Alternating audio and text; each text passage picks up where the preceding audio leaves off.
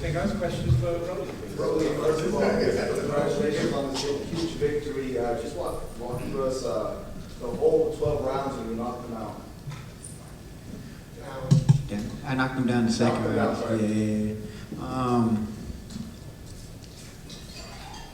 You know, he's strong, you know, he has a good left hook, you know, and, you know, the one time he opened up, you know, I cracked him and he didn't open up at all the rest of the fight. This is now a belt in the third division. Do you think it's just incredibly underrated, just a career minimum?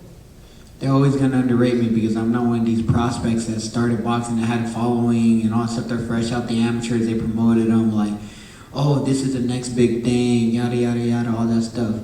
At the end of it, I've done this 3 times. Three different divisions. I'm a 3-time world champion, and this might actually be the biggest, the most attended fight card in boxing history. And I did it on this night. Saquon Jones with the boxing voice. Saquon Jones with the boxing voice. Your advisor in the crowd kept saying, hold the phone the whole night. Did you hear him? And second, that kind of stopped you from throwing more rights the whole time because you had that right the whole time up. So. I'll tell you guys something. Actually, I didn't warm up properly, and in the back room, I threw like one of these weird uppercuts right from far away, and I messed up my shoulder. So I didn't want to even risk it. The one time I threw like slow, I'm like, I'm not gonna do that. And I mean, shoot, the whole boxing commission sees like my massage girl literally massaging it for like the next, so it might have made it a little weaker. I mean, you actually had a chance to catch him with more left hooks and more lefts than he caught of you. How did it feel to like?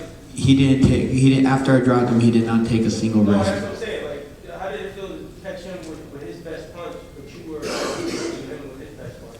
Don't hook with a hooker.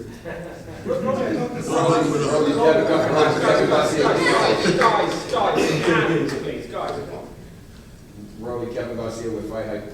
You know, after your last 2 fights before this one, the Barboza fight, the Pitbull fight, people started talking about you in a different way, you know, maybe putting you in a position that you were a gatekeeper or something like that. What do you think this fight means, and what kind of statement does it make for you to be Ryan Garcia in the fashion that you did? Let me dismiss everything with Barboza. Barboza is still by far the hardest hitter I've ever been in the ring with. I got him on a 2-week notice.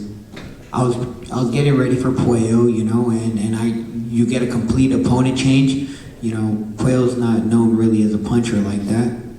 And you get a dude that literally has 24 wins with 22 knockouts that comes forward.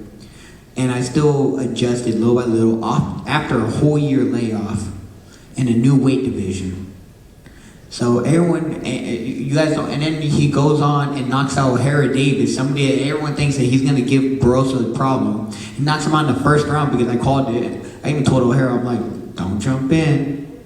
This dude can crack. And guess what? They stopped the fight a slight bit premature when he was about to get knocked out cold. Give me my credit. I fought smart. Rolly, did you talk to your coach Salas, and he told me you came into boxing, you knocked everybody out, but he kicked you out of the gym. Why did he kick you out, and why didn't you go back there? Salas is an incredible trainer. And I mean, at the time I was just, just one of them wild people that just like, bro, I will fuck up your money. Like, especially like, bro, I'm not making, at that time I wasn't even pro yet. So I was like, 1, I'm not making you money. And 2, I'm fucking your money up. Rolly, did you feel disrespected all week long with Ryan Garcia talking about this rematch right in front of you? And how much did that possibly motivate you? I mean, they can have their rematch. Clearly, if they were talking about it over and over and over and over and over again, right? They already had it planned and lined up. Why am I going to get in the way of that? That has nothing to do with me. I'm a 3-division world champion now. Their first boxing round. So the second round, you dropped him. From that point on, you just put it full throttle. You kept on going at him. Did you know you was going to win that fight from that point on? I knew he wasn't going to throw no more damn punches, so I just had to keep going and going and going, you know. He was not going to take a single risk with me. He knows I can crack. In Harlem, you was training at Mendes Boxing Gym. How'd you feel in Mendes? Man, I want to give a huge shout out, man. They were over there. They turned the heater up on me. They watched me lose the last bit of weight and all that stuff, you know, and they treated me really nice. Hey, Rolly, Jay with Sport Boxing TV official. So before the fight, a lot of fight fans asked you what you wanted, and you wanted to see until after the fight, to the kind of respect. Now that it's over, what do you want? Who do you want next? And what is it? I don't care what happens next right now. The only thing I care about is going on a nice vacation. How about Miami? Radio out here down front. What was the game plan going into this fight? I'm not going to give you guys the hint into the secret to beating him. Were you looking for that hook? Did you set that up intentionally, or is it a Well, he opens up every time he throws a hook, so you see he didn't throw no more hooks after that. after you knocked him down? He did not throw any more hooks after that, because that's his money punch.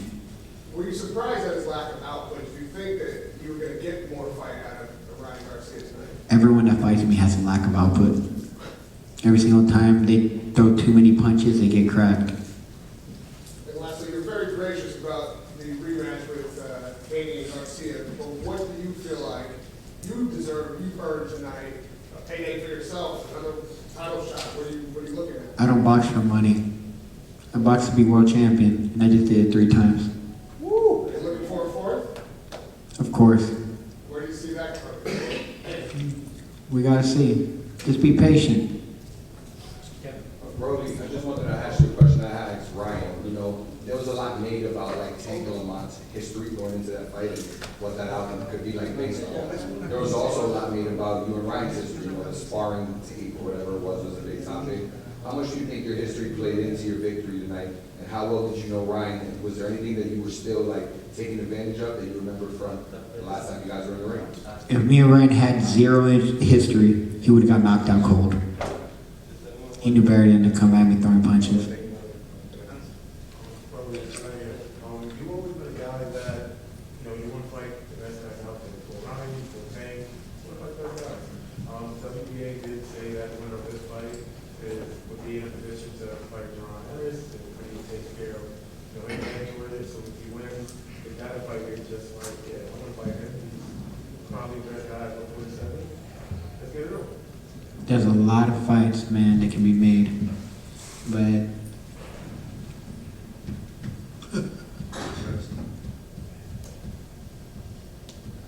like I said, I haven't thought that far ahead. Every champion at 147 is in the mix. There's Brian Norman. There's Boots now, who has 2 belts, and I mean, I'm sure Barrios has a fight lined up already too, so we shall see. Out of those 3, who do you think would give you the toughest fight? All 3 of them are tough. Every single one of them. So, like I said, we shall see. Any more questions, guys? 7 years ago, you predicted this fight. You said, I'll fight him in the future. It'll be one of the biggest fights in boxing history. How did you know? Look, I'm gonna say this. I said that me and Ryan, we were both at 35, right? And everyone's like, oh, you guys gonna make the fight 35? I'm like, hell no. He's like, well, what about 140? I'm like, fuck that no-name division. So we went up to, and I said we were gonna make it a 147. It's gonna be the biggest fight in boxing history, and this is by far the most attended fight in boxing history. How would you analyze Devin Haney's performance tonight? Didn't he just run? I don't know, like, bro, like, I'm trying to warm up for a fight, bro. I don't need to be falling asleep. Does this change your opinion of the rematch between Haney and Garcia? I don't care about their rematch. Why do you people keep bringing it up? I just don't care. Rolly, talk about this, the feeling of redemption. You know, Ryan mentioned that your shit hasn't been the same since Javante. You know, obviously a big fight with Javante, big fight with Pitbull didn't go your way, and now. I mean, clearly both those fights, I was completely weight drained. Gervonta was completely weight drained. I'm sure you guys all saw me. And then at 140, my body clearly outgrew that weight division as well. When I was a 35-pounder, I should have been a 40-pounder. When I was a 40-pounder, I should have been a 47-pounder. Rolly, JP Moreno, when the fight went to the cards, did you find yourself feeling very comfortable and confident in the outcome? I mean, who was the one that was happy after the fight? And who was the one that looked all sad? Hey, honestly though, I mean, they fucked up the damn scorecards though. That was a shutout. Oh, yeah. They really fucked up them damn scorecards. It was a shutout. Rolly, before the fight, man, you and your crew was playing cards. Is that a tradition that you guys do? Me and Abram, we always played this Vietnamese card game. There's a boba shop that we used to go to, right? And the owner was a Vietnamese, so he showed us how to play this Vietnamese card game called 13. And I mean, we've been playing it for years, you know? Last question. You were the lone PBC fighter today. Was there any added pressure to be, the sort of representative of that promotional company? Do you feel like you obviously represented them well, but being a lone PBC fighter today, how did that make you feel to be on that card? I mean, PBC is my family. It's not even about boxing. They're my family, and that's where I feel like I'm at home. I didn't feel no pressure, because I know they're always going to accept me for anything anyways. You have a message for Ryan tonight? Stay positive.